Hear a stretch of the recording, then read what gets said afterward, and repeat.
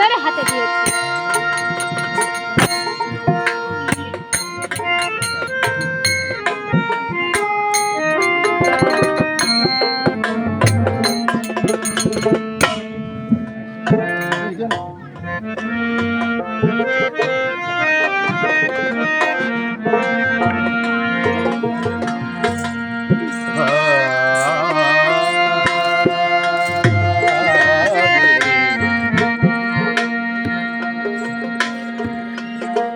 এবার মুনি বলছে, দাদু ভাই তোমাদের গুরু দক্ষিণা পেয়ে আমি তো বড়ই খুশি হয়েছি, কিন্তু দাদু ভাই এখন তোমাদেরকে একটা কাজ করতে হবে।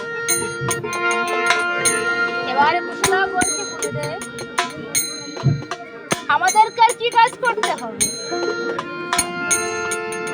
মুনি বলছে, দাদু ভাই সামনে অযোধ্যার নতুন বাজার, তোমরা দুটি ভাই ওই বাজারে বসে কিছুক্ষণ গান করতে থাকবে, আর আমি ততক্ষণ রাজবাড়ি থেকে ঘুরে আসবো।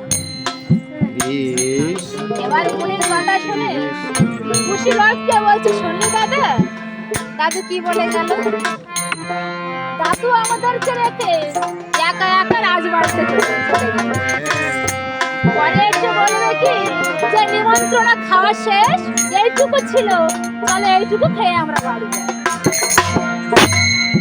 এবার লোক বলছেন, আরে ভাই তুই কোনো চিন্তা করিস না, দাদু যখন আমাদেরকে নিয়ে এসেছে তখন নিশ্চয়ই একটা ভালো ব্যবস্থা করবে। এবার খুশির কথাটি শুনে মুনি আবার খুশির কাছে এসে বলছে, দাদু ভাই